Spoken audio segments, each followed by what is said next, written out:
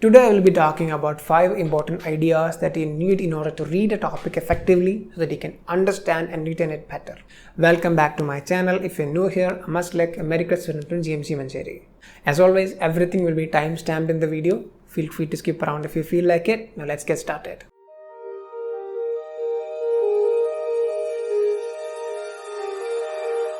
The first and foremost thing, outline. You should have a basic outline. I think I'll explain this with an example. I was reading parasitology a couple of days ago. Parasites. Parasitology have a lot of information like what is the infective form? Is it laying an egg? Or is it a larva coming out? Or does the entire adult worm comes out? Or what kind of clinical features does it show? Or how do you treat it? So different kind of information in it, and it's a very confusing topic. So if I simply start reading parasitology from maybe pick a parasite and start learning, that would be a very bad approach because I will forget everything.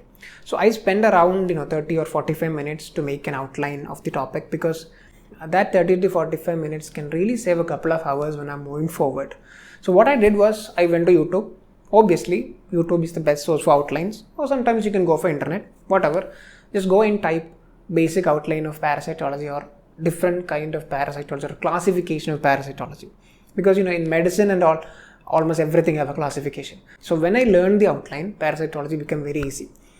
And even without looking into the notebook, I'll tell it to you. Parasitology is divided into two. There is protozoans and there is helminths. And under protozoans, we have amoeba, we have flagellates, people with flagella, and there are people with cilia, there are sporozoans and miscellaneous guys. And in helminths, we had nematode, cystode, and trematode. 3 people. And under nematode, we had intestinal nematodes and tissue nematodes. And under intestinal, we had all this hookworm, roundworm, all these things.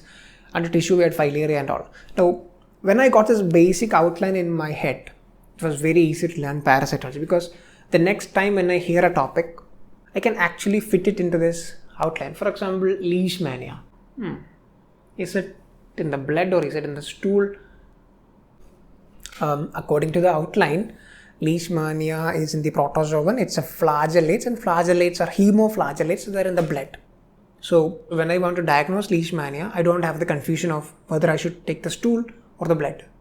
I should take the blood sample because it's a hemoflagellate. So having an outline is a very important thing, and please spend maybe 30 to 45 minutes in making an outline and then study. It will help you a lot.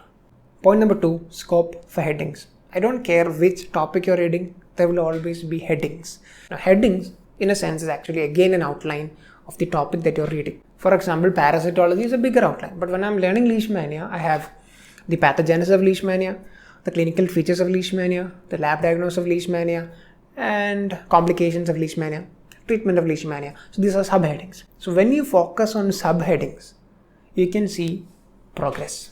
Yeah, that is something that we don't see when we read something, because we start reading and a few moments later,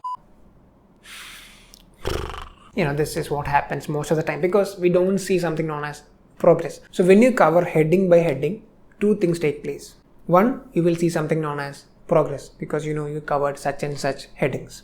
And number 2, when you're doing in a heading wise fashion, your brain can actually tabulate that information better, which means more neural connection, which means more chances of remembering it. And point number 3, instant recall. It simply means instantly asking yourself, what did I just read? This may be uncomfortable in the beginning, but you will soon get the taste of it. For example, you're covering heading by heading. So after you finish a heading, take a pause, ask yourself, what did I just read? So if you do this as a habit, you can actually make your brain focus better, and you can really avoid this wandering off that happens when you read a topic. So trying to instantly recall the paragraph that you just read can really increase your concentration and memory. Point number 4 is linking. Now linking is something that's so easy in medicine, and I think in other degrees also you can do it. Now the basic idea is you have to link it with something. Now linking means more neural connection. I'll explain this with an example. I was learning about one of the most famous parasite, malaria, and it have a very beautiful life cycle. Now in the life cycle of malaria, there is a tissue form, there is a blood form, and there is a gametocyte. Some of the species in malaria actually undergo latency, where it actually rests in the liver. So there is 4 forms. There is a tissue form that is in liver, there is an RBC form that is in the blood, and then there is a gametocyte, and then there is the latent form. 4 forms. So this is the microbiology aspect. And in pharmacology, you have to learn anti-malarial drugs, which are actually divided in the same way. There are tissue agents, there are blood agents, gametocidal agents, and there are agents which kill the latent forms. When I was reading the parasitology of malaria or the life cycle of malaria, I also read the pharmacology of that side, which is really a linking. So the drug for tissue form is actually Primaquine. The blood form we have chloroquine. For the gametocide we have the Primaquine. And for the latent form also we give Primaquine. So when I combine this microbiology with pharmacology, more neural connections, more memory. Now point number 5, retention. This is where we all end up depressed.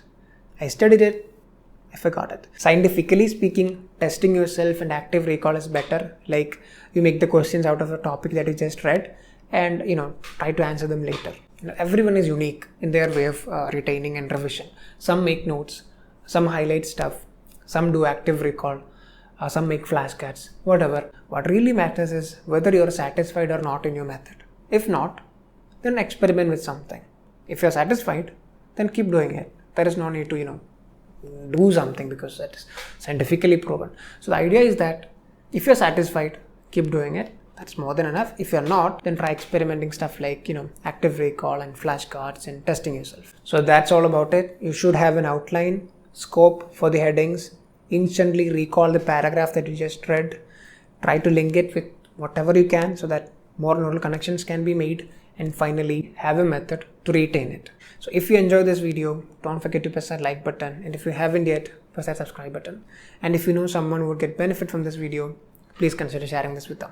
And if you haven't checked out my how to make an exam plan video, you can check it out. I'll put the link up there. It also has some important things that will be useful for you. So I'll see you in the next video.